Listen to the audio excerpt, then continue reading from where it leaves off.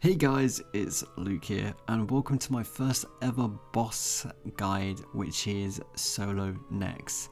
So a lot of people have asked me about neck solos on stream and I was obviously asking how to do them and like what's the best gear setup, etc. So guys, this is going to be a long guide, but it's going to be an in-depth guide of literally everything that you guys need to know, that I know, to pass on the information to you guys. So guys, sit back, relax, and hopefully you guys enjoy this guide and hopefully it helps you out towards hopefully your first next kill, or maybe just understanding the boss a little bit more better. A little about Nex. So the basic information about Nex is Nex has a combat level of 1001.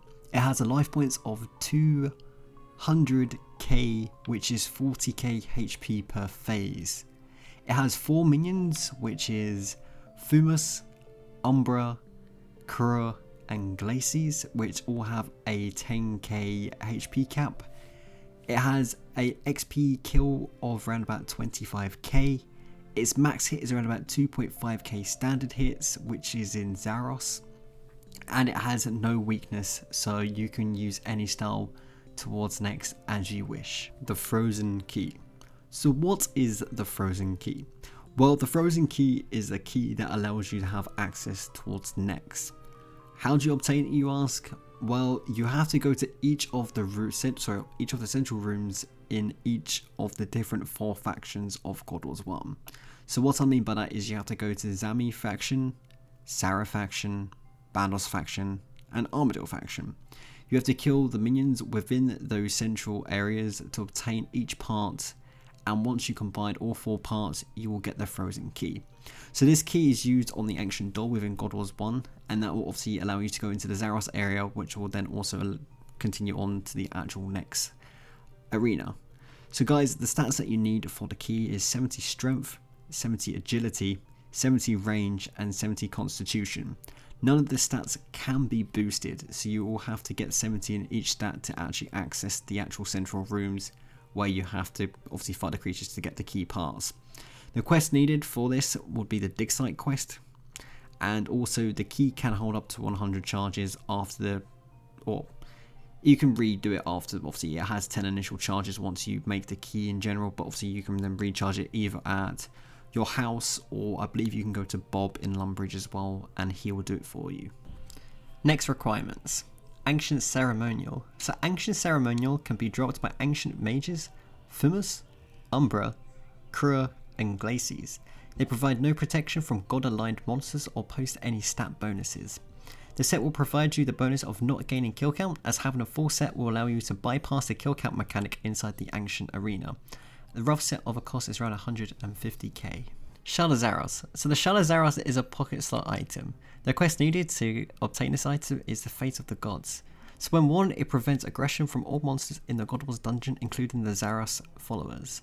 Make sure to use this with your Ancient Ceremonial for next entry. So the stats and the recommended stats for next.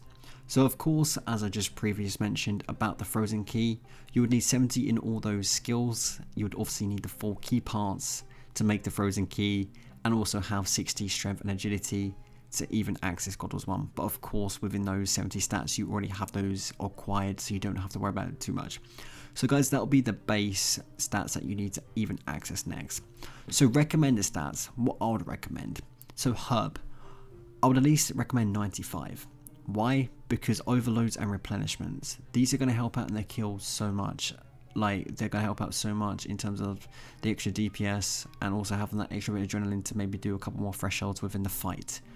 Of course, this can be boosted. You don't have to get 95. There is ways to boost it. You can always check out the wiki if you want to understand how to maybe boost it a few levels without actually needing to get to 95 to make the overloads in general.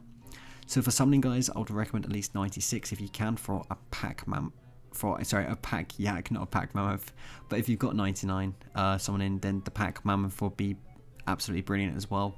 A lot of people would learn on a yak or a mammoth because obviously they've got the extra food, so they feel a little bit more comfortable. Of course, another alternative would be a Nihil if you wanted to bring that, if you don't want to be on a yak, if you want the extra accuracy, but obviously that's down to you. So for prayer, I would recommend once again having 95. This is for curses, but if you can get yourself 99 and get yourself a T99 prayer, that'd be perfect as well. Very, very nice. And then overall stats, I'd recommend at least 90. Why? This will help you at least get tier 90 gear and weapons. So with this, you can do more damage towards the target and also have a decent defensive aspect, also which will make the fight slightly easier on your side. So a lot of this is key recommended stats. It's going to help you during the fight. So if you can try get at least one or two of them, or even all, it's going to make a huge difference between getting a kill and maybe not getting a kill. How to get there? So there is a lot of different ways to get to next. So one being a God of War's Telly normal spellbook, but also you can get a Telly tab. The quest you need for that would be the Mighty Fall to access the teleport as well. Another way, there will be Trollheim teleport, which is just slightly upwards. For this can be once again on normal spellbook. Once again, you can get a Telly tab access to it, and the quest is the Igger's Ruse. Hopefully I pronounced that correctly. Another way, guys, if you are a max player, then of course you have the max portal, the boss portal. If you're wearing Ancient Ceremonial within the update, which has just happened a couple of weeks ago, you'll get directly teleported into the actual next room. So these are the main methods. As I put here, of course you can run, but it's not worth it unless you can't access any of the other methods above. If you can't, best way is to run from Birth of Blowstone up to the entrance of God Wars. So I know a lot of people might have the top 3 there, but if you don't have any access to it, either I would recommend trying to do the quest just to help out your time for efficiency, and also less, you have to obviously don't have to run around and everything, so it'll be more kind of beneficial on you.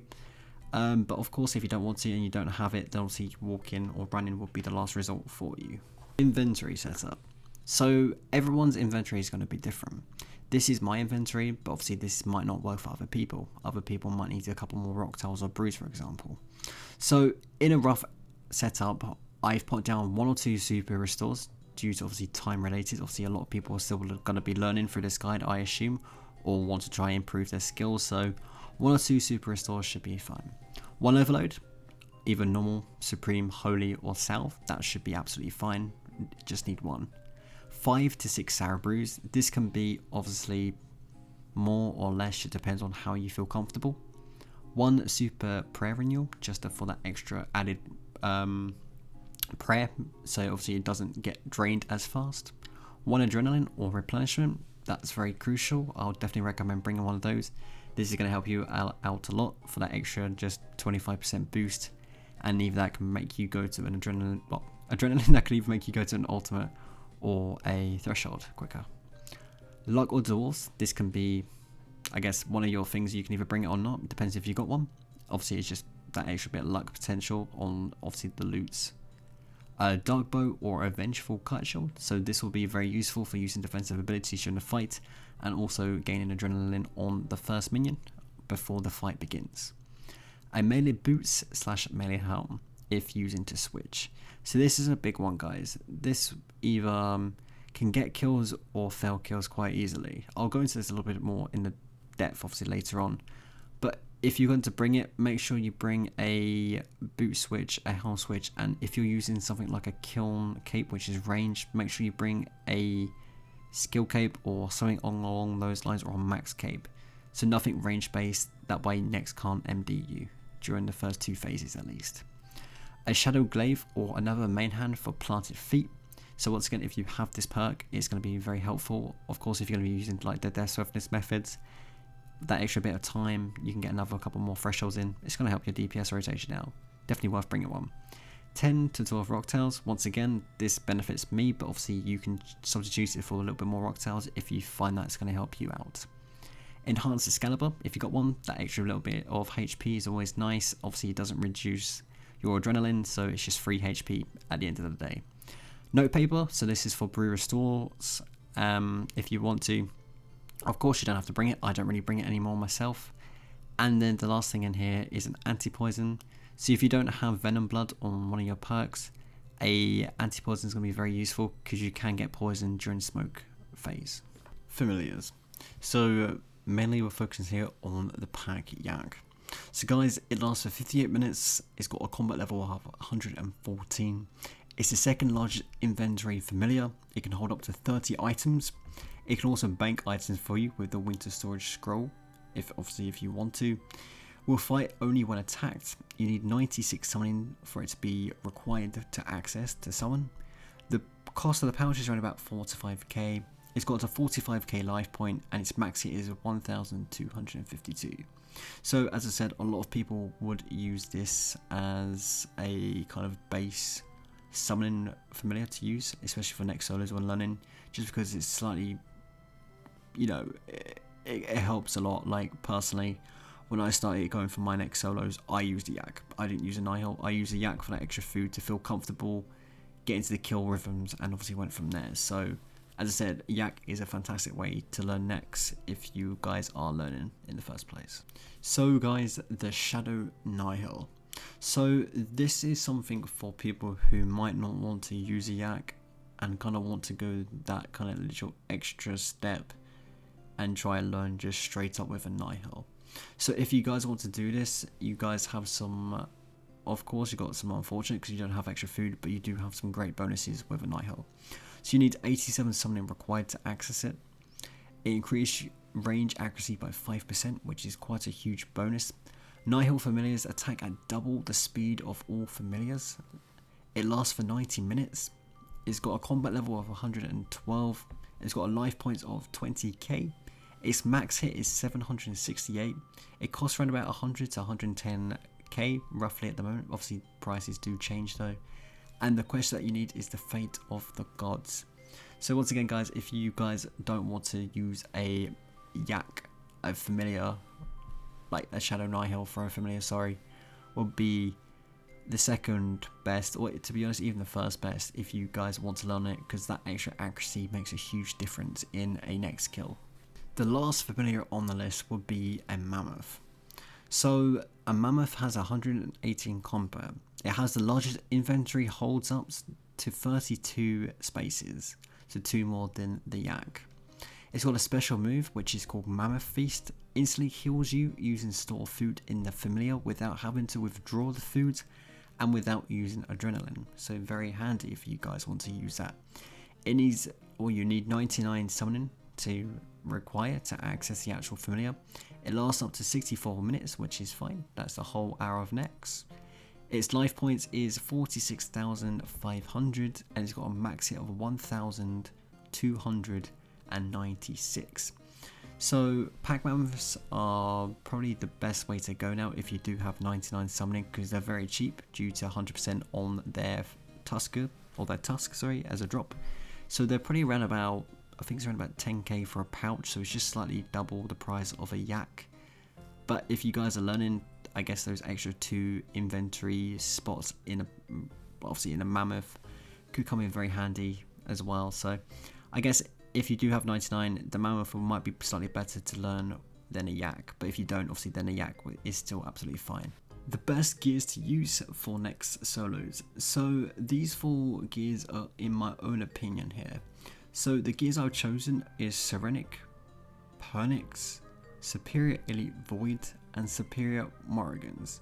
So these 4 armor sets I've used in my experience over the kills that I've eventually got and accumulated over time. And yeah, I said in my opinion, these are probably the best 4 sets. I know there's other sets out there which you can easily use, but I think in terms, this will probably be the best method to use one of these sets just for learning, and I think it will go a lot more smoother using these sets in general. So what's the best armor to wear? So of course, with the armors, it's down to you. It's how you feel comfortable and what you can, I guess, afford as well. So with Void, remember you can't augment it, meaning no perks on the armor.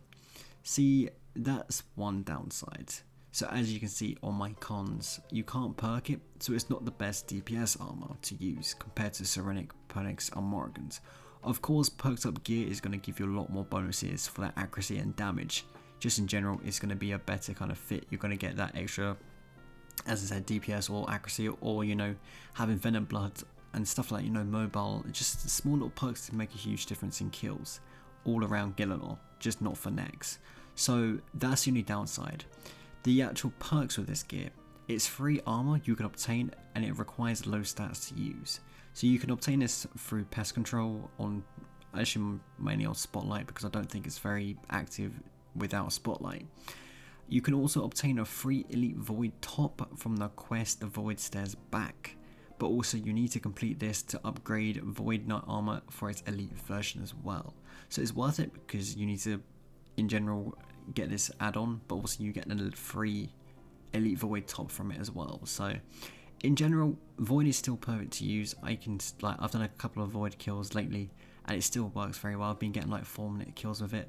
The only downside, as I did say, you can't augment it, which makes it perkless, which kind of, it kind of affects it in terms of the other gear because of perks and obviously different kind of perks you can add, and it's just more kind of efficient to use perks up gear. But as I said, nonetheless, you can still use Void. There's nothing wrong with it. So Pernix, Morrigan's and Serenic. So in my opinion, these are the armors you want to try to focus on. Reason why? As I said, perks. So perks are going to be what you want to have on your gear for all reasons. Different perks have different effects, but mainly for DPS and accuracy. Of course, as I said, something like Venom Blood and Mobile. So Venom Blood cancels all poison damage, where Mobile decreases the time on the barge, escape and surge after you use them. So as I said, different perks have different effects, but all perks work absolutely fantastic in align with each other. So for example, having Crackling and Aftershock, that's going to increase your DPS a hell of a lot more. Then having something like Biting on top of that, then Heart's Devoted, stuff like that can really help out a kill, and it's just like a lot more beneficial to use perks. Of course, as I said, if you don't have this, Void is still perfect to use, but if you've got perked up gear, use it. Like, it's far more easier to use. You're going to get better results out of your kills. It might be a little bit more annoying, but at the same time, you're going to be learning the better method, in my opinion, and you're going to get those faster, more efficient kills. So guys, let's go a little bit more into armor perks right now. So having perks on your body and your legs doesn't matter too much on what you put on it. So for your legs and your body, you should hopefully have something similar to this. Biting 3, Crackling 3, Impatient 3, Heart's Devoted 3, Venom Blood, Mobile. So all of these perks are going to give you different effects, but overall they're probably the best perks you can put on there. Also remember, there is combo perks. So what I mean by combo perks is having 2 perks in the same gizmo. So you can have Crackling with Venom Blood, Crackling with Mobile, and Impatient 3 and Venom Blood, but I've been told that is very rare to get. So remember, all these perks can be placed on any armor piece, and combo perks work really well. That is basically what I've put here. So if you can have something along these kind of lineups for your range gear, you're going to have a lot more of an easier time with next solos. Of course, you don't have to have something like that. You can go with whatever you want to, and maybe you've got a couple other perks that you might want to add instead, but something along those bases would be perfect. As I said, you don't have to copy them though if you don't want to. On the same topic of perks, we've got weapon perks as well. So for weapons, having something along the lines of a Serum Bow, a Noxious Longbow, or Ascensions will probably be your best weapons to use. Of course, this doesn't mean you can use something like Glaze, which is tier 85, or even a tier 80 weapon in general. Never dispute that, but usually these are the weapons most people are going to have when trying to do next solos or trying to practice it a little bit better. So perk related wise, on your longbows and your godbow, you should have something along these lines. Precise 5 with Aftershock 3, Precise 5 with Equilibrium 3, or Precise 4 plus Equilibrium 2 plus Aftershock 3. So on your main hand Ascension bow, you should have Aftershock 3 or Precise 4 Equilibrium 2, and on your offhand you should have Precise 5, Equilibrium 3 or Aftershock plus the P4E2, which obviously is from the main hand. So that's pretty much the weapon perks that you should kind of go for. Of course, you can have other perks, as I said, like the armor.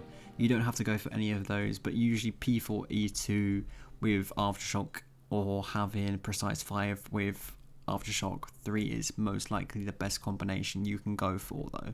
So once again, you don't have to copy that, it's just what you feel comfortable with and what you kind of have as well at the moment, obviously due to invention level, etc. as well. Secondary weapons. So of course you've got your main weapons, but then you would also like to have your secondary weapons. So this would involve having a main hand weapon for a planted feet switch. So for example, I have a shadow glaive, a dark bow, or a vengeful kite shield. So in my opinion, you could also have a strike bow for this, for your dark bow. In my opinion though, it's easier to have a shield bow than a shield. What I mean by that is that you can still use abilities whilst using the dark bow and build up your adrenaline, but also it also acts as a shield bow, so you can still use your defensive abilities. So that's what I'd go for, but of course you can use a shield if you don't like this shield bow aspect. So the perks that I've got currently would be Aftershock 3, but you can have 1 to 3, so it doesn't matter too much. As long as you have Aftershock on it, you're not going to lose stacks on switching out to the weapon. And also Planted Feet. So I explained what Planted Feet was earlier, but I'll explain it again. So Planted Feet is a perk that you can add, which will increase your ultimate time a little bit more, and then during that rotation you should get like another 2 to 3 more threshold abilities off to increase your DPS. On the shields or the dark bow, for example, once again Aftershock 1 to 3, Planted Feet, and a mobile switch if you want to, so you can surge around a little bit more easier if you need to. And then for Vengeful Kite Shield, Turtling 1 to 3, Venom Blood, and Mobile. So it's slightly different, but that's what you should kind of have on there. You don't really want to put Aftershock on a Kite Shield anyway, but I don't think you can anyways. But yeah, so that's kind of why I kind of vouch towards the Dark Bow, because you're not losing your Aftershock stacks where you switch it between a, like obviously your main hand bow or ascensions over to a dark bow, which can still have the Aftershock stacks. So it's, in my opinion, a lot better, and also you can still use the same thing as a shield, but it's whatever you feel more comfortable with, of course, at the end of the day. Reaper Necklace. So its passive effect. So all hits give 0.1 hit chance buff in all styles for around 55 seconds. This can stack up to 30 times, which is a total of 3% hit chance increase. So if you switch the necklace, remember that you're going to lose the buff. So this necklace degrades to broken state after 100k hits in combat. This is exactly the same as an Amulet of Souls, the same thing. So just like the Amulets of Souls and the Ring of Death, it also requires onyxes to be repaired. So one onyx is a 50% repair, and then 2 is for the full, which is 100% repair, guys.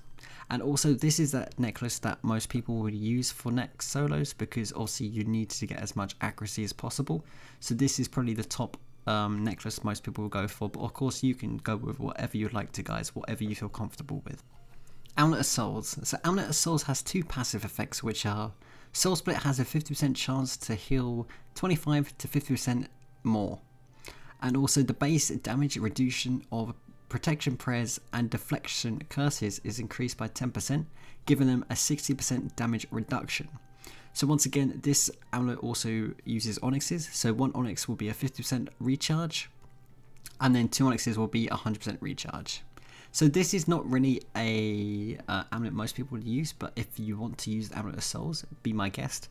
Most people would go for the Reaper, but you know, as I said, it's down to you if you want to use this. There's nothing wrong with it, guys. It's just usually at like next you kind of want to have the accuracy, so obviously the Reaper with like a Nihil, for example. Ring of Vigor. So it's obtained through Dunge, and also requires 50k Dunge tokens to be obtained.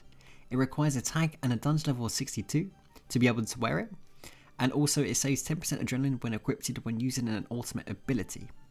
So Asylum Surgeon Ring, a quest that you need for it is Broken Home. It requires 85 defense and it grants bonuses to strength, range and magic. So 10% chance to prevent adrenaline loss when using a threshold ability with a 30-second cooldown. And also it has a 40% chance of saving a quarter of a special attack as well. So most people would go for this combination here. Because of course the 10% on the adrenaline saves on an ultimate from the Ring of Vigor, but also the Asylum is very handy when it does proc, especially for your, say, if you're in Ice Phase or something and it procs, it's very handy just to have that extra bit of damage from another ultimate, so from another threshold, not an ultimate, from another threshold. So yeah, this is obviously the combination I tend to use for next, but obviously people are different, so just go with whatever you want to go with, guys, whatever you feel comfortable with. Ring of Death. So Ring of Death has 2 passive effects when worn.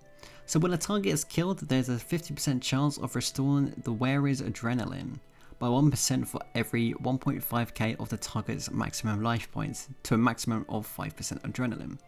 Also, if the wearer dies, they will be also teleported to the last respawn hub visited, and with all items intact, including familiars, but at a cost of 15% of the ring's charge. So the ring has the highest style bonuses of any ring as well, and also has the highest prayer bonuses of any ring. So also one thing to mention is this ring does require onyxes if you want to recharge it. 1 onyx is 50% and 2 onyxes will be the maximum, which is 100% guys. Pernix gloves. So Pernix gloves I would say is probably second in best slot currently at the moment. So you need 80 defense and 80 constitution to wear them. And also whilst wearing these or any ancient armor, you'll be immune from all factions in the God Wars dungeon. However, inside the ancient arena you will still be attacked. Of course most people are not going to bring anything like this, they're just going to have their ancient shards and also have their their ceremonials. There's like no point bringing Pernix gloves with you, but as I said, these are probably the second in best because I still believe that the actual Nightmare gloves are a lot better than these, just because they provide a lot more kind of better qualities and special kind of buffs to them. So that's what I recommend, but of course Pernix gloves can still be used guys if you want to. Nightmare gauntlets. So Nightmare gauntlets I would say is probably the best in slot to use right now. They're just so epic and they're very kind of cheap as well. I think they're around about 4 to 5 mil. So they're a tier 85 range, which is also required to wear them. Nightmare gauntlets degrade to broken state over 60k charges of combat, and also Nightmare gauntlets will allow players to use snipe while moving around and increase its accuracy by 25%. Also, another quest that I forgot to add on the slide is Children of Ma, or Child of Ma, is the quest needed to unlock these gloves as well guys. So definitely worth doing it. Definitely worth doing it if you guys can get that quest unlocked, because these gloves are far superior than say Pernix gloves or anything like that in general. So Pernix boots, these are kind of the most likely most people go for. They're kind of the cheaper alternative tier 80 boots if you don't really have the extra cash for a tier 90 boot kind of aspect.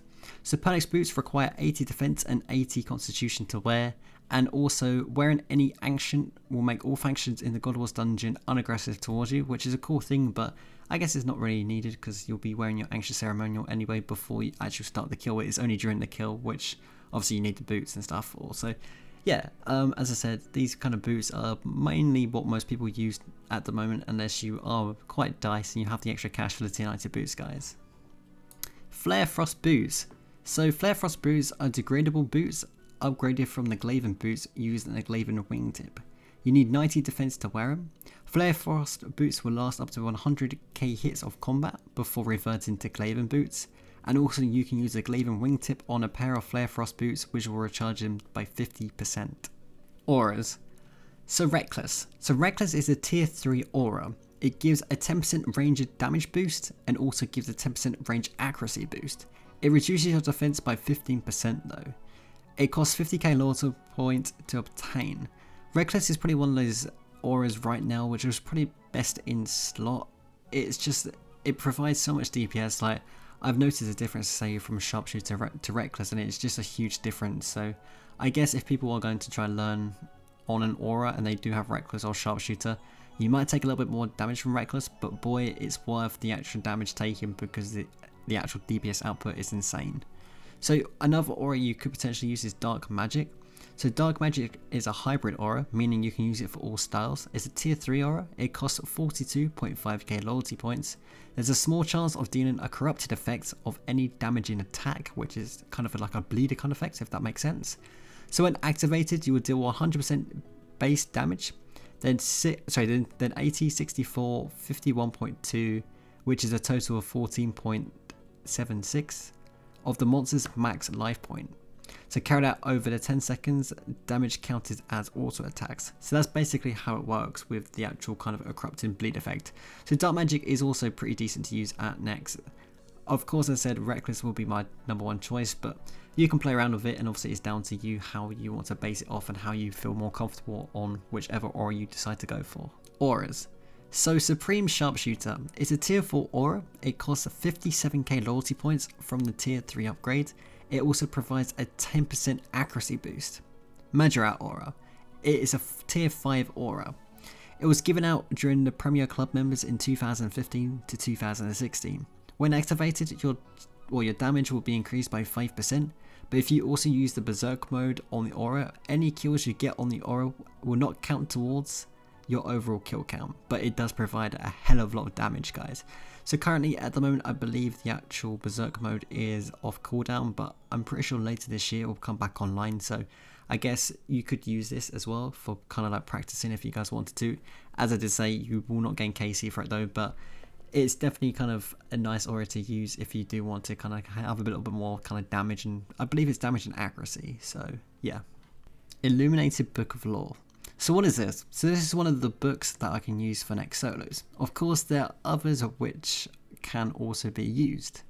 So what it provides, so it's 3 hours of max charge, each page provides 45 minutes charge, its passive effect has a 5% per hit chance, its passive provides a 4 ticks of damage, dealing 1 between 30 to 50% damage, the second is 30 to 50, the third is 60 to 100, and the fourth is 60 to 100, which is a total damage of around 180 to 300%. The target needs to stay still during the passive effects as well. So it is a good book to use, but also if you move necks around it can be a bit annoying. So it's kind of in between, but it's a very nice book to also use on minions as well. So it's kind of hit and miss really for this. Illumination Book of Wisdom. So the Illumination Book of Wisdom is obtainable after completing the quest One Piercing Note. It's created in the Western Rooms in the Abbey and used in Saradomin and Book of Wisdom on the table. You need 60 prayer and also 60 crafting to obviously make the book. So the passive effect has a 5% chance to activate per hit. So when activated, a lightning strike will hit the target for 165 to 275% damage. It lasts up to 3 hours, which is its max charge, and each page provides a 45-minute charge time. Scrimshaw of Ranging. So it's level 95 fletching to make and 85 range to equip. It raises your accuracy with range by 2%, it lasts for 3 hours, and it's roughly 2.5 mil. Of course, prices can change. So the superior version it raises your accuracy with range by 4%, and it also lasts 4 hours. Scrimshaw of Cruelty. So it's 10 ancient bones, which is required to make a scrimshaw from ports. You need 92 fletching to create one. A normal will last for 3 hours. The normal will apply a 5% damage to each successful range hit, and Scrimshaw of Cruelty is around 3.1 to 3.3 mil. Prices might change. So the superior Scrimshaw, if you die, make sure to protect your Scrimshaw. Like honestly, you will lose 1 hour on the Scrimshaw if you don't. Also, superior applies a 6.66% damage to each successful range hit. So there's quite a bit of a difference. The superior also lasts for 4 hours, so there's an extra hour on top of it. So it depends. You can either go for the normal, or if you've got the ancient bones and you've got the scrolls, obviously there and done, I guess the superior would be a lot better as well, guys, but also it's down to you. Mutated Dazing Shot and Salt the Wound. So Mutated Dazing Shot is a range basic ability, and Salt the Wound is a threshold. It's only compatible with two-handed weapons. Mutated Dazing Shot deals 31.7 to 157% damage. It reduces the target's next attack by 10%. It replaces Dazing Shot, so 63k animal required from Shattered Wells for the ability unlock. Mutated Dazing Shot can also apply a Storm Shard kind of effect, which when it hits 10 you can use Salt the Wound to apply a Shatter effect, which gives a 58 to a 72% ability damage at 10 stacks. You also need to keep restacking the shards between every 9 seconds. So if you don't restack the shards, you basically lose all the shards if you don't apply it after the 9 seconds, which kind of sucks, but having this ability is definitely worth it, guys. If you guys can go and grab it, it's definitely worth it for the extra DPS, and also Salt the Wound can be a very nice ability to use as well, maybe during a Death Swiftness if you got the added shards or stacks as well, guys. So definitely worth getting, guys, if you can. That's all. Reprisal is an ability unlocked by using the Reprisal Ability Codex, which can be obtained through Telos or bought through a player or the Grand Exchange. So prices vary, but it's around about 650 mil. So when activated, it will store damage taken for 6 seconds, and after the timer, the user attacks the target for 100% damage stored up to 10k damage. So it's a typeless amount of damage is also stored, and the player is not bound or stunned when using Reprisal. So Reprisal for next, the only phase which becomes really handy for it would be at Ice Phase. So where I mean is if you get prisoned, you can free them in the prison and then also use Reprisal. That will take up the initial typeless damage from the actual prison, but also if you do get an auto attack on top of that, it will also store that damage, which can be a very, let's say, nice damage back to next, especially during Ice Phase, which is one of those phases you just kind of want to get done and dusted. Onslaught. So you unlock Onslaught through raids or a Maz capability codex. The rough cost of a codex is around 12 to 13 mil. So it starts off with an orange visual effect with a 33 to 150% ability damage. Onslaught uses your adrenaline first in 25 per tick segments. After your adrenaline is depleted, it will start to use up your HP. The first damage hit will be 25% of the damage you dealt during your adrenaline phase. The damage is increased 1k per attack past 10 hits. It's also an ultimate ability. So this ability can be a make or break for Blood Phase. A lot of people tend to go with the Onslaught ability method. I'll explain this later on, but if you guys can get your hands on Onslaught for Blood Phase, trust me, it's worth it. Especially if people are struggling, say, if you've done a couple of next solo tries and you just can't get it, and you've got the extra money, get yourself Onslaught, because I'll show you a really neat trick for Onslaught, and it should hopefully get you always your first 1 siphon or 0 siphons Blood Phases. Useful abilities. So Corruption Shot. This is a range ability. It's unlocked from raids or a Maz cap ability codex. The first hit deals anywhere between 33 to 100% ability damage. Each subsequent hit will also deal less damage, decreasing by 20% of the initial hit. This is an AoE ability, and also it's a basic ability. But what I'd recommend, guys, if you guys can get this, it helps out so much, especially on minions. If like next, say you kill the minion with Corruption Shot and next comes along too, like the minion, it can also bounce to next and also phase her, so it can be really nice, and it helps out the kill in certain kind of situations. So if you guys can afford it, a Maz capability is around about 12 mil, but if you guys can get your hands on one, I would definitely recommend buying one, guys. Prayers. So there's a few prayers that you want to have if you can get your hands on them. These contain Deflect from Magic, Deflect from Range, Soul Split, Deflect from Melee, Anguish, and Desolation. So of course you don't need Desolation, this will just help a lot. This is a tier 99 prayer, and it's also from the Praetor Codex, which is around about 680ish mil. So of course, guys, if you don't have that kind of money, don't worry about it too much. You will need 95 prayer for the Anguish prayer also, and also having Soul Split, and the tier 95 prayer will help a lot as well, so would recommend getting them. So if you guys do have the 95 prayer but don't also have access, the quest you need for just the tier 95 prayers and Soul Split stuff is the Temple of Senenstein. I think I pronounced that correctly. If I didn't, I'm very sorry, but yeah, that's the quest you need. And if you haven't done it already, I would highly recommend it. It's going to help out a lot for next, guys. The next is prayers. So next can change her wing color to red, blue, and green. This means she's protecting from melee, range, and magic. You will encounter this during her fights. Remember that during an instance kill, you only have to protect from mage and melee in Zaros. So most people will most likely do instance kills as it's range based only. That's what I'd recommend, and that's what most people do anyways. So if you are going to obviously venture out and maybe not do instance kills, you're going to obviously maybe run into other prayers what she can do, so just be careful. But if you guys are just sticking to instance, then you'll just have a mage kill, and that's the only thing you have to worry about. You don't have to worry about switching or anything, so you should be absolutely fine. Ability bars. So of course everyone is going to be different with ability bars. This is mine, works perfect for me. Yes, it might not be the best. For example, I could have Dazing Shot replaced with Piercing Shot, but in full manual it doesn't matter too much. It's also what you're used to in terms of your ability rotation and keybinds. So another thing people like to do is Revolution. So Revolution is slightly different. With next, that if you're using Revolution, you do not want your bleed abilities, so that will be your Corruption Shot and also your Fragmentation Shot at the start. This is going to cause you a lot of problems for Blood Phase, for example.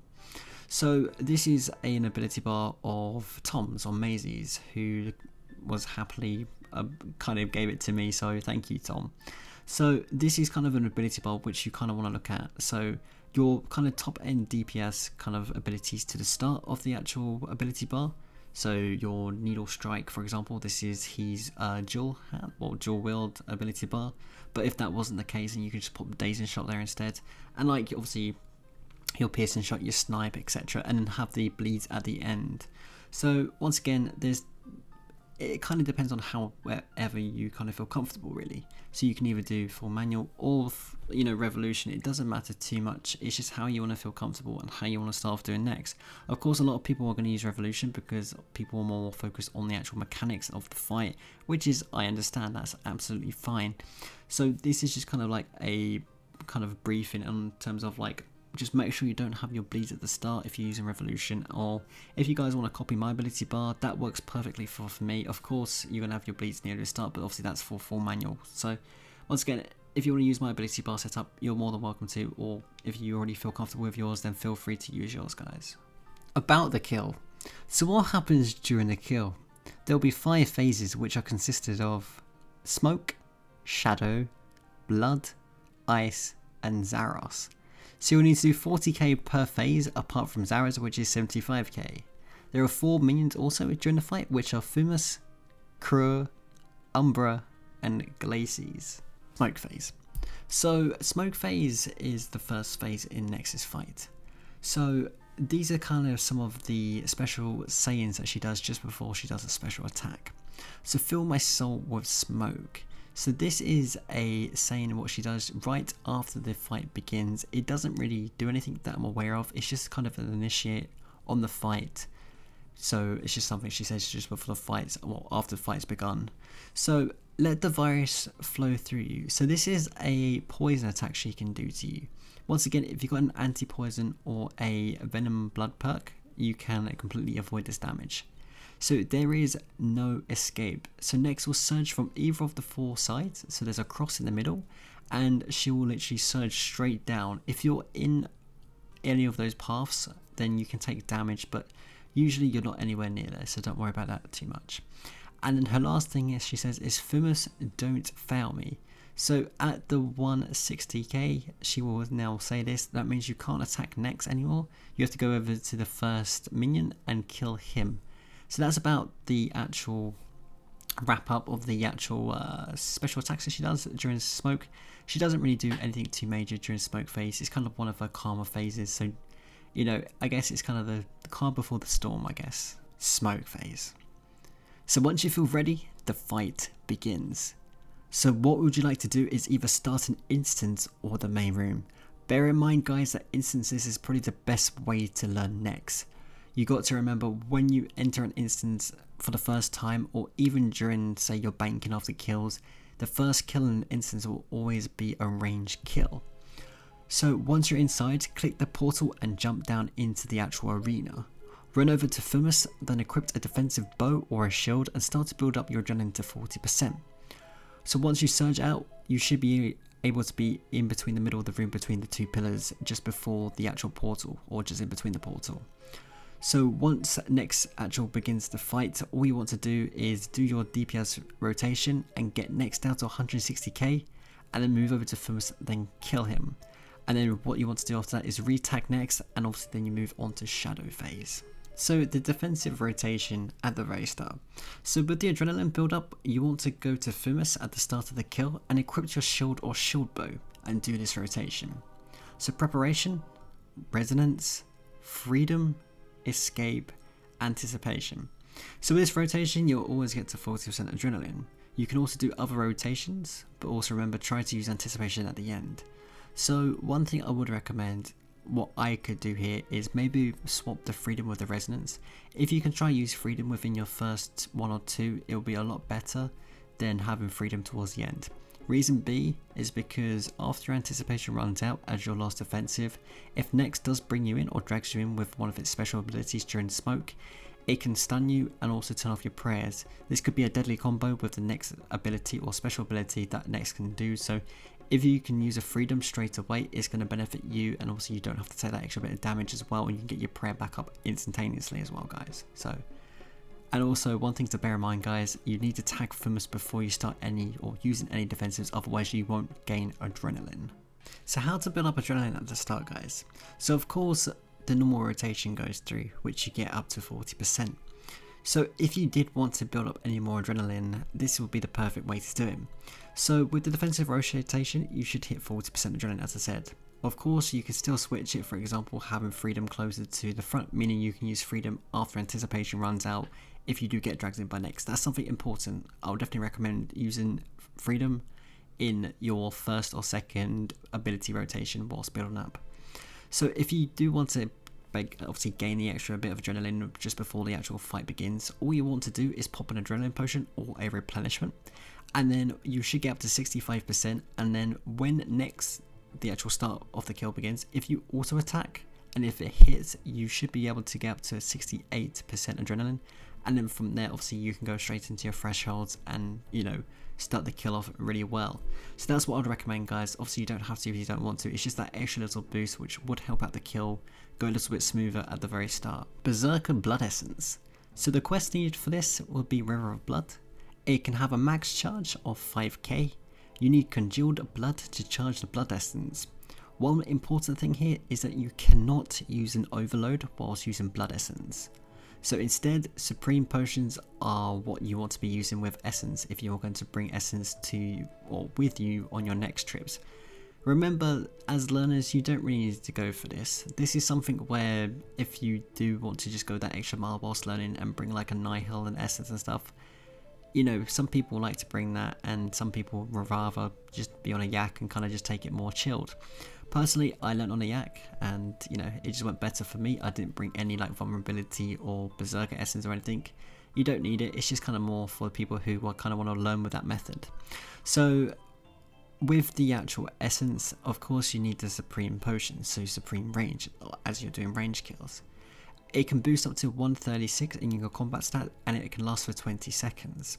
So one important thing you can do if you are going to bring blood essence with you is that you can also stack the essence once it's activated with a scrimshaw, and that way you get the applied scrimshaw bonuses as well. So that's something important. So once again, guys, this is something that you don't have to bring if you don't want to. It's just something if you want to have that extra DPS as a learner if you do want to go down that route. LA switches.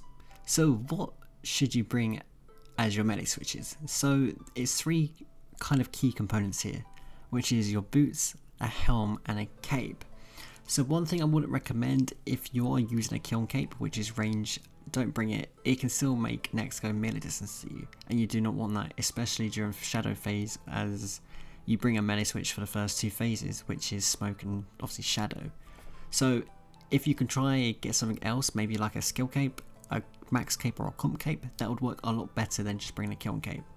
Also, one thing I would definitely recommend is if you can get your hands on a pair of Banos boots instead of, say, Torva boots or something. They provide a better accuracy over, say, Torva, etc. So that's what I would recommend as well. So bring Banos boots if you guys can get your hands on them. Overall, of course, you're going to be using melee with range, and if you can get that little bit more accuracy, it's going to help out the kill. So that's what I'd recommend, guys, but obviously you don't have to follow that if you don't want to. So guys, this is my DPS rotation for when you gain up the adrenaline enough to start the kill. So my first ability will be Shadow Tendrils, into a Snapshot, into a Mutating Dazing Shot, into a Frag Shot, but then also Walk Behind. So when you drag next, your Fragmentation Shot will be doubled. Then you want to Rapid Fire, once again Mutated Dazing Shot, and if that doesn't have it, you can use a Bombardment and that should secure the kill. If say you did say get your Mutated Dazing Shot and it's very close and next starts to kind of like prepare to surge to the middle, what you could do is use a Bombardment. That attack will then carry through and you should be able to get the damage through, and obviously then you can move on to Humps and obviously continue through and obviously work on him as next comes round to start attacking you again. So as I said, this is my DPS rotation for Smoke after you build up to the 168%. From Humps with the Adrenaline Pot plus the auto attack involved as well. But also you got to remember that all DPS rotations are different. This just works for me very well. But you can also find different rotations which suit your style. So what I mean by that is when you guys start to obviously learn, you guys kind of want to follow a guide. but over time you guys might venture from the guide and try kind of pick up like other tips and tricks what kind of suit yourself in terms of your gameplay. So don't worry about that too much. As long as it suits you and you feel comfortable, that's the main reason, and that's what you should be working on as well, like your own little ways to maybe improve kills and stuff like that. So don't worry about that, guys. Just, as I said, kind of get something which kind of suits your style and you should be absolutely a-okay with it. So guys, after going through the defensives and the DPS rotation, this is how a real-time kill should look. So of course, make sure you get to your 68% adrenaline, and then you want to do as much DPS as possible to get down the 40k, obviously to move on to Fumus to kill Fumus. So guys, one thing I would like to mention here is one thing I've not mentioned so far in the entire guide, which is stalling. What's stalling? Stalling is basically meaning if Nex comes MD to you, you can run her around, meaning she can't use any auto attacks, meaning that her auto attacks are delayed, meaning there's less special attacks. So using this method is really handy. I use it so much in Nex solos, and I'll show you how to do it and explain it now for you guys. Stalling. So what is stalling? So as I've said, stalling basically means not allowing Nex to attack you. So how would you do this? So during the first two phases, if using your melee switch, you can't do this. However, you can still master this technique for blood and ice phase. So what you want to do if Nex comes MD or melee distance, all you want to do is either run side to side and use abilities. So what that means is when she comes melee distance, literally click to the left and then she'll start walking with you, and then click to the right, and if you keep clicking back and forth in yourself really quickly, you can literally run her around and she can't attack you whilst you spam abilities, of course, and damage her. So another method I tend to use as well is like the square method. So you kind of click in a square-ish method, and once again it will drag Nex around at the same time whilst you use your abilities, and that way she can't deal damage but you can use your full damage. So one thing I do want to mention here, it doesn't work very well in Revolution. I've tried it and it doesn't work well, so this kind of method is more relatable to people who use full manual.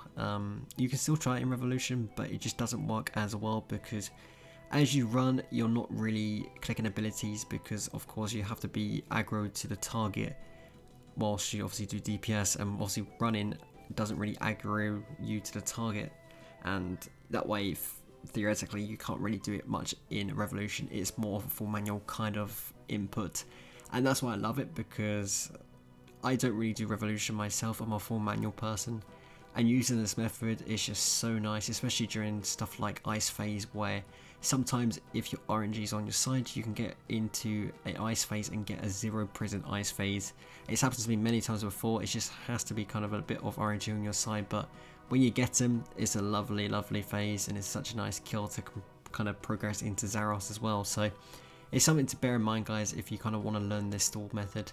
I'll break it down to you now, guys, in a slower method so you guys can understand how exactly I do it for you guys. So guys, this is a slowed down clip of how to stall. So at the very start, all you want to do is run over. If Nex comes into you like this, all you want to do is click left to right, as you can see on screen, and then I kind of click around, and what you do is spam abilities, so bleeds, etc. to increase the damage, and then just literally get her down to the 160k. That's all. Shadow Phase. So these are some of the sayings that Nex says during her special attacks during Shadow Phase. So which are, darken my shadow, fear the shadow, embrace darkness, and Umbra, don't fail me. So most of these symbolize when Nex actually does a shadow attack. So the shadow attack is just like a little shadow, black shadow on the floor, and if you stand within the shadow, you're going to take a lot of damage. So if you see one of those pop up like fear the shadow or embrace darkness, that basically means that she's going to probably pop up a shadow and you just want to kind of step away from it, guys. So Shadow Phase. So what to expect during Shadow Phase? So depending on what Nex's special attack is, you will either have to deal with 1 or 2 shadows.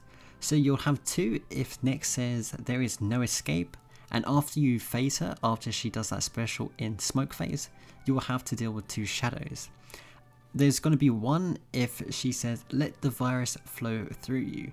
So on this method it's the same thing. You can put Cell Split up and literally DPS as much as possible until Nex starts attacking you with her range attacks again. So make sure you dodge these shadows as they hit around 4.5k and more dependent on aura. So if you want something like Reckless, they can hit up quite hard, like a good like high 4 into 5Ks. So be very careful. So do your DPS rotation and get next down to the 120k HP. So I'll show you that in a sec with the DPS rotation that I use for Shadow. And then also once you're done with the 120k HP, you want to move on to Umbra and kill him, retag next, and then move on to Blood Phase. Shadow Phase DPS rotation. So this is my DPS rotation, usually for Shadow Phase. Of course, everyone is going to have a different DPS rotation. It just comes down to what kind of rotation you learn yourself, or even take someone else's into account. Just remember, it comes down to being comfortable with a rotation which suits you. So this is my rotation for Shadow. So I do Snapshot or Auto into a Snapshot. I then do a Dazing Shot into Bombardment, into Rapid Fire, into Frag, and then also like move the target, so move next away so it does double damage. Then Corruption Shot, and then if that doesn't phase her by like, so once you start moving with your Fragmentation Shot and your Corruption Shot, if obviously start making your way down to Umbra, if you don't phase her, then just simply apply a Tight Binding, and that should be enough DPS to phase her so you can start attacking Umbra and obviously start building up the rotation into Blood on however you want to start doing Blood Phase, guys. So the normal method for Shadow Phase, guys. So this is basically using range without melee switches. So guys, once you have killed Fumus, what you want to do is tag next, and then this will obviously trigger the start of Shadow Phase. So what you want to do when you've tagged it, you want to attack next again, so you apply off an auto attack into your snap. This will do a DPS increase. So as you can see here, I go to the middle here and start doing my normal rotation, which I showed you. So if you can apply this rotation, it's perfect. Of course, if next does MDU like this is one good tip I tend to use, is if you come to the middle and after you phase the 120k, you can kind of walk like how I walk here, and walk into like a diagonal path. And what I do, I can surge across like that, and that way if next is aggro to me as well, it basically gets her off. So the melee method, so this is basically allowing next to not melee distance you, because of course you've got your melee gear and obviously your melee is going to be a lot higher than hers, so she obviously won't MD you. So this is how I deal with it, guys. So once you have killed Fumus, you want to retag next. So once again, do the same thing. If next does go to the middle, don't worry, you would have probably phased her. So once again, tag her, auto into Snapshot, so you get the double damage. And then I will snipe, and then I move from the second radius, and then I'll literally rapid fire. So as you can see, next is not MDM me at all because of my melee stats. Once again, I'm going to say or use the same method that I did from having the same with like range gear, but obviously you don't have to do this at all. I just like to do it because it's quite fun just to surge like that. And yeah, that's basically it, guys. It won't MD you and it's a lot more smoother. So Blood Phase sayings. So these are some of the sayings that Nex will say during Blood Phase, so her special attacks. So flood my lungs with blood. A siphon will solve this. I demand a blood sacrifice. So this is when your character turns red and you either want to surge away or escape. And then Kura, don't fail me. Blood Phase. So what to expect in Blood Phase? So you would need to have as much DPS as possible like any other phase. You can either do two methods depending on which are the Onslaught method or the Death Swiftness method. Both of these methods work great to the DPS for either a 1 siphon or a 2 siphon Blood Phase, or even a 0 of course if you're quite experienced. So after you deal with the 40k damage, go ahead, attack Kura and kill him to move on to Ice Phase. Vulnerability. So why is vulnerability so good? So vulnerability increases the target's damage received by 10% for a minute. It requires a level 66 magic to use, and it also requires a 1 chaos rune and 1 soul rune. So with this method, it's best to bring a tectonic rope top or equivalent. A wand would be best as faster auto attacks than a staff, so seismic or a decent tier wand. And then you can also have your hands on a large or a small rune pouch, put your vulnerability runes inside of it, and it also saves some inventory space for food or prayer. So why is it so good? It's because a lot of people tend to use it because obviously you've got the increased damage. So during Blood Phase, like using onslaught and the death swiftness method, you're going to do a lot more DPS, which means you're going to phase it faster. That way you got less trouble. But of course you don't have to do this as a learner. You can get the kill without the vulnerability. It's just kind of like a nice little switch to help out the kill in the main run, guys. So how to use vulnerability at next solos. So once Umbra is dead, of course if you can get a pre-phase in, that'll be absolutely brilliant. That'll be the applied extra damage. So once Umbra dies, all you want to do is retag next and then phase it into blood. So once you've done that, all you want to do is switch out to your mage top or whatever you're going to bring. Bring obviously your wand as well, and then if you got it on a keybind, use vulnerability. So as you saw, it hit on my second attempt here. I want to switch back to my range setup and snipe, and then this is going to be the onslaught method for me. So once you've done that, let your onslaught carry on all the way through, and then once you need to cancel, you can cancel. I got hit by the actual bleed this time, but then I can continue through using basics, and then my snipe pretty much carried me through that with the 6.2k hit. So one is pre-phasing. So pre-phasing is doing damage before the actual phase starts. So how does this work? So after Umbra dies and if next does a shadow, you have a 1 tick period of time to deal damage. This is called a pre-phase. So most people will either snapshot or an ability which hasn't got a delay. Snapshot will probably be the best ability to use, as you can use it and hit up to 5 to 6k if on good auras, example reckless. So guys, I'm going to quickly show you a short clip of how to do a pre-phased and try to slow it down, and you guys can kind of see how to maybe do it, guys. It takes a lot of practice, I know it took me a while to understand it myself, but if you can get to the hang of it and understand how to do it, it's definitely worth it, guys. So guys, this is how you do it. So after Umbra dies, next we'll say Feather Shadow, you want to kind of click it and then insta use a snapshot. So that's how you pre-phase, guys, to get the damage off. The onslaught method. So this is the most popular method, as most people tend to use this. This is a Mazcab ability which you can use to unlock if you don't have one. The codex is around 12 mil, and I would highly recommend it. So how does this method work? So pre-phase if you can, if in rotation. Then tag next, and then you snipe at the right time so you do damage. If you don't, you're going to heal her. Then onslaught next, keep the onslaught going. The more longer you hold it out, the more damage you're going to do to next. So when next siphons you, so when your character turns red, all you want to do is simply escape or surge. If you do not like surge or escape and you do get hit by next, it will do around about 1.5k damage, but also heal next 10k HP. So once you surge or escape, if next still has some HP left, all you want to do is just use a few basic abilities to finish her off. Once you've finished the HP left needed to phase her, all you need to do is run over to Kura and finish the 10k HP left on him, and then obviously welcome to Ice Phase. So the onslaught method. So once you kill Umbra, if you can get a pre-phase in, feel free to use so. So with Snipe, you'll see her body go forward, and then as she starts arching her body back, you want to use Snipe. This is a perfect time, so you'll do damage and won't heal her. After that, you want to go straight into your onslaught, and then obviously use it as long as possible. Once you get siphoned or sacrificed, all you want to do is counter to in your head and then surge away. If you haven't got the remainder of the damage done, you can basically do what I do, is just run her up to Kura and use a couple of basic abilities, and that will phase it. The Death Swiftness method. So this method is for people who don't either like onslaught or don't have it. In my opinion, this isn't my favourite method, as I prefer the onslaught method, but it still works a treat.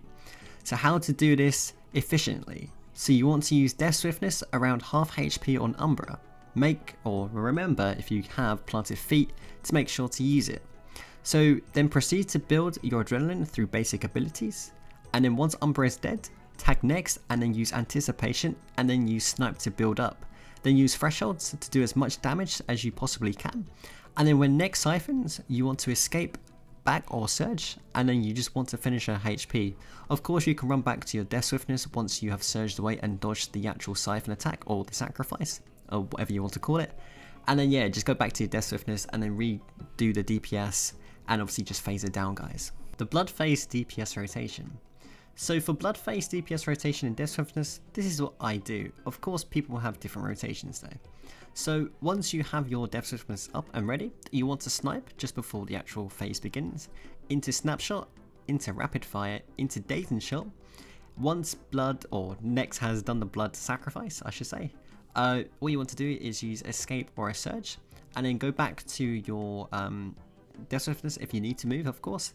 Then do Tight Binding into Dazing Shot. That should get it. If it doesn't, then you can also use a like a Bombardment in your rotation. And also if you need to, you can also run up to Krur to stall out next a little bit more to use a couple of basic abilities, which should obviously get the last bit of the HP done. So as I said before, this works really well, as you can use but obviously you can use anything that you want to.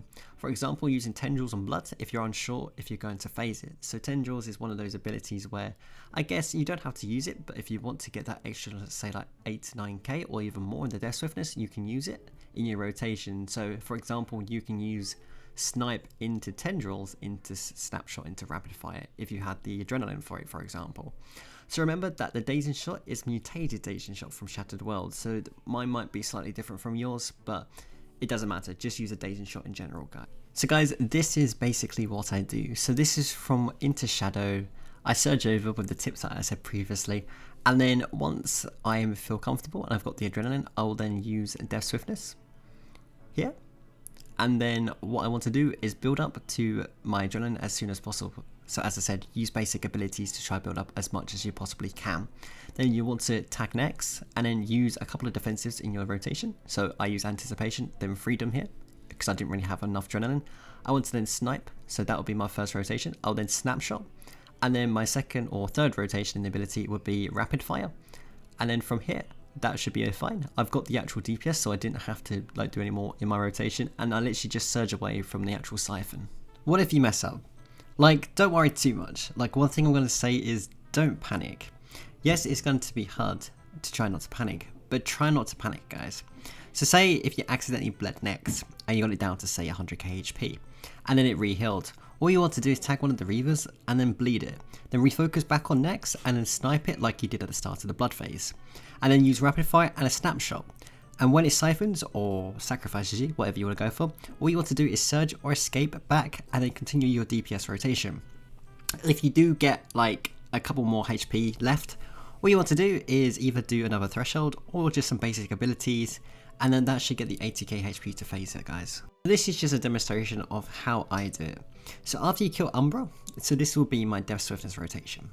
So you want to snipe, as I did say, to get the extra bit of damage off if you can. So mine hit and then I went to go through on a rotation. So I started off with a Dazing Shot into a Rapid Fire and then I used a Snapshot as well. I started running up and I realised I got bled. I tried to kind of get rid of the actual bleed without taking damage, but unfortunately I escaped back and still got hit. So I continued through to try to do the DPS, but unfortunately I just didn't manage to get it. So I went over to the Reaver and then bled it. Unfortunately, I kind of was a bit slow on this and I couldn't really get my snipe back in. But if you can, try to snipe there. Once you do that, then Rapid Fire again, guys. And then literally all you want to do is use another ability basic and then either surge away, or if it's not empty to you and you know you're away from it, I believe it's 6 steps, you can obviously just continue your DPS rotation. So I tried to obviously get it down, but once again I failed. So just like the start of the kill, all you really want to do is use another snipe ability and then once again use your threshold ability. So here I used another Rapid Fire, and then from here I got bled again, so I moved back a couple of squares. I then redid another couple of autos into my basic abilities into my snipe, and then once again I didn't quite get it, so what I did to stall, I stalled next, used a couple of abilities as it was running after me, and then I managed to get the actual kill. So that's a couple of another nice little tip, you can use that. Ice Phase. So these are some of the sayings that Nex does as her special abilities. So infuse me with the power of ice. So this is what happens when you start off Ice Phase. Contain this would be a radius of ice when she says it. Just move away, otherwise you're going to get hit. It will drop your prayer and hit you for around about 3k HP. Now die in a prison of ice. That is usually the one where most people kind of, I guess, struggle with a bit. Don't worry about it too much. I'll explain that later. And then Glacies, don't fail me. So Berserker Blood Essence can once again be used on Ice Phase, just like Smoke. I'm not going to go into too much detail about it, but if you do want to use Berserker Essence, it's a good time to use it just as the fight begins. Obviously use your Berserker Essence, then of course put your Scrimshaw back on top of it so you get the bonuses stack as well, and then just try to do as much DPS as possible in the Blood Essence, guys. Ice Phase DPS rotation. So this is going to be completely different like any bodies, you know, just like any other phase, everyone's got their own rotation. But this is how I usually do mine. So I want to tag next, do an auto attack into my Tendril, use a frag shot, move back so Nex takes double damage, snapshot into rapid fire. So once you do those two abilities, you should hopefully get a prison if you've done contain as your first special for Nex.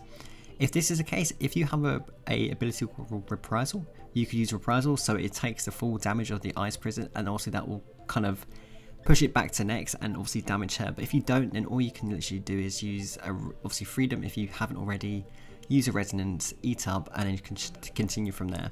If you didn't reprisal, after the actual reprisal, you could use something like tight bindings or a couple more basic abilities, and then I'll corruption shot and start running up to glaciers, and then I'll use a bombardment. So with that DPS rotation, that should be enough to get to the 40k HP. So remember that reprisal is an ability that not many people have, as I did say, so don't worry about this too much if you don't. It costs around 470 mil, but obviously prices can change as well. But if you have the spare money, it's definitely worth getting your hands on it, guys. It's such a nice little bit of extra DPS in Zaros Phase, and it does quite well. I'd say it makes quite a bit of a difference as well. The speed times and everything just makes it a little bit more smoother, guys. So contains. So coming out of Blood Phase, the best thing to do is phase when you're siphoned or sacrificed, so when your character is red. Doing this will ensure you'll have contain first as Nex's first special attack. If you have good RNG, you can get a 0 to 1 ice prisons in the rotation if you get a good stall with Nex, of course. So for learners, I would recommend doing this, as you won't have to hopefully tank maybe 3+ prisons, and this is a cool tip to use, guys. So here is just literally how I do my ice phase. So as you can see, I did just get sacrifice, but I killed the minion and I don't want to redo it because Nex just literally went into her another sane, basically meaning I would have got a prison first instead of the contain. So what you can do here, after you kill, you can use devotion and wait for your character to turn red. Once it's red, use an auto and into a tendrils or a snapshot of whatever you want to go for. Use a, as I said, fragmentation shot and walk it so you can get the extra damage. Once you've done your rotation or the rotation I tend to use, you'll get a prison to hit. So I use the reprisal, as I said, and then I should, well, if you can, switch to a shield bow or a shield and then use resonance. So if you do get the damage tick, so sometimes it can stack damage. For example, obviously the prison is typeless damage, and also Nex can say do a melee or a magic hit on top of that, so it stacks damage. Sometimes you can res that damage and get a free heal back so you won't get comboed. So once that's done and you get the 40k damage, all you want to do is kill Glacies, tag Nex, and then obviously you're into Zaros. Ice prisons.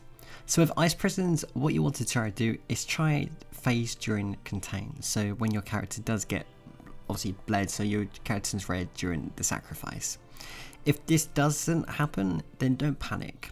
Just use freedom for the first prison and then eat up. A good tip, if you do have the reprisal ability, as I said, you can use this and the damage taken will redirect back to Nex and deal her a good damage percentage. If you get a second prison, make sure to use anticipation first, so you won't be stunned, then re-eat through it and then use resonance. So once again, guys, you can still use resonance for both of the prisons, but if you do get a second prison, of course you'll be stunned, so you can't use anticipation. So when the contain goes through after the first prison and then you kind of expect in the second one, make sure to use a anticipation before the prison hits you. That way you can still use your food, use your abilities, and also then heal up so you won't die. Really good tip, guys. Make sure to use it if you do get the second prison. So guys, this is a clip of me doing Nex as a rotation but getting ice prison first. So as I said, don't worry too much. If Nex does come empty to you like this, you can run. But if it doesn't and it does the ice prison, all you want to do, as I said, is use freedom as your first ability. You can then use or switch to a shield bow and use resonance and then eat up. After that's gone through, if you want to use reprisal on your rotation, if you haven't, use it. After that's gone through, then stick to the current rotation, use a rapid fire, use snapshot, try to do as much DPS as possible. Once you get the phase in, all you want to do is re-tag, or once the 40k goes through, sorry, you want to go over to Glacies and do as much DPS as possible. So as you see, I did just use anticipation because I know I'm about to get another prison. So using this will allow me to eat, that way I do not get stunned. Once again, I can switch to my shield bow, use a resonance if I do want to get a heal, if that does happen, if I don't get comboed. And then obviously you can move straight into Zaros Phase, guys. The final phase, Zaros Phase. So these are some of Nex's quotes on what she says. Now, the power of Zaros. So this means you're into the final fight. And the last one is taste my wrath. This is when you kill Nex, she'll unleash like a little puddle or like a little radius of like little white blobs, if that makes sense, and that will deal damage to you. But this is the final fight, guys. You've made it to the part where I'll say the most easiest part of the fight, Zaros Phase. So for Zaros Phase, there's two different methods, Death Swiftness and Deadshot. Both of these methods work very well, and I do different methods depending on the aura that I use. For example, Sharpshooter, I can use Death Swiftness plus Deadshot. Reckless, I'd rather go with just with the Deadshot method. Dark Magic, Death Swiftness, don't really want to use Deadshot for that. And in any other aura, I say Death Swiftness is probably the best. So of course, you can use Deadshot if you want to with the other auras, it's just down to you guys. The Death Swiftness method. So Death Swiftness is one of those methods you can use for Zaros Phase. All you want to do is once you phase next into Zaros, all you want to do is do an instant Death Swiftness or just build up to it. Next you want to do is use an adrenaline potion or a replenishment potion. This will give you an extra 25% adrenaline boost, which will get you to your threshold quicker also. There isn't really a rotation for Zaros Phase in terms of DPS, it's just trying to maximize it or maximize the DPS you can do, so using thresholds and walking bleeds work a treat. Make sure if you're using planted feet for Death Swiftness, of course try to use it so you can maximize and get a couple more like thresholds off in your Death Swiftness if you can, if you do have it. And also try to use like Rapid Fire or Snapshot as your first threshold abilities. This way, if you are using something like Death Swiftness or just even with a planted feet Death Swiftness, you can use the or regain the abilities back just before the actual Death Swiftness ends, or if you're using planted feet you can reuse them in your cycle with obviously the extra DPS damage. So literally when it comes to Zaros, all you want to do is just phase it as quick as possible because it does do extra damage towards you, so all you want to do is literally just get the phase done as quick as possible and then you're good to go, guys. So guys, I'm going to quickly show you how I do it. So coming out of ice, you saw I just got a prism. So what I want to do, once I have the full adrenaline, I want to switch to my planted feet, which was my Glaven, my Shadow Glaive. And then all I want to do is use an adrenaline potion and then start doing the DPS as max or as much as possible. So as I said, using your Snapshot or your Rapid Fire would be best to start off with. Once again guys, if you do manage to bleed Nex, make sure to walk underneath Nex so you can move her and deal that extra bit of damage. This only kind of works for Corruption. Once again, if you can stack Corruption with say something like Fragmentation Shot, that works perfectly as well. And once again, you can get into your rotation. Your thresholds should be back up from the previous, so your Snapshot and Rapid Fire. All you want to do is reuse them, and then once you get to that point, Nex should pretty much nearly be dead. And if not, a couple more abilities, and then there you go, your first ever Nex kill, or trying to get into the swings of doing Nex. So Deadshot method. So slightly different from Death Swiftness method, but still works very effective. So with this in Zaros, you want to use your thresholds and your bleeds first. This will ensure as much DPS as possible, and then once you're 100% adrenaline, all you want to do is apply your Deadshot so it does the final damage left for Nex. Of course, if you still have some damage left, all you can do is basic abilities, or if needs be, you can use an adrenaline potion or a replenishment potion that will boost the extra 25% adrenaline to finish off Nex. So guys, this is a clip of me doing the Deadshot method. So as you can see, this is Ice Phase and I'm just stalling Nex with the minion, so I can't get any more special attacks from Nex. So once you've killed the minion, you want to go into your rotation. So as I said, you want to start off with your thresholds and bleeds as much as possible. So starting off with something like Rapid Fire into your Snapshot and then into say Fragmentation Shot to walk if obviously the bleed does apply, into Corruption, and then just build up back up to the 100%. Of course, using Excalibur, so you can get that extra bit of HP back. Same thing with Death Swiftness, I forgot to mention that. If you do want to pop your Excalibur, now would be the best time to use it. So now that I did get the 100%, I used a Deadshot. I then used a Dren Pot if I needed to, which I did, I believe. And then once again, it's just a couple more basic abilities or into your thresholds just to finish off Nex for that last bit of HP. And that's about it, guys. So once again, there's two different methods you can use. It depends on however you want to feel comfortable with. I know most learners will probably go with the Death Swiftness method. That's absolutely fine. I learned with the Death Swiftness method.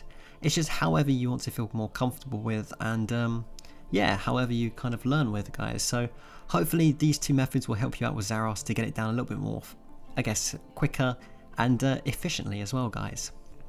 So guys, this is my first ever boss guide, as I did say. So hopefully this has helped you guys out, get you maybe your first ever Nex solo kills, or maybe just that a little bit extra helping hand towards maybe getting your kills a little bit more efficiently.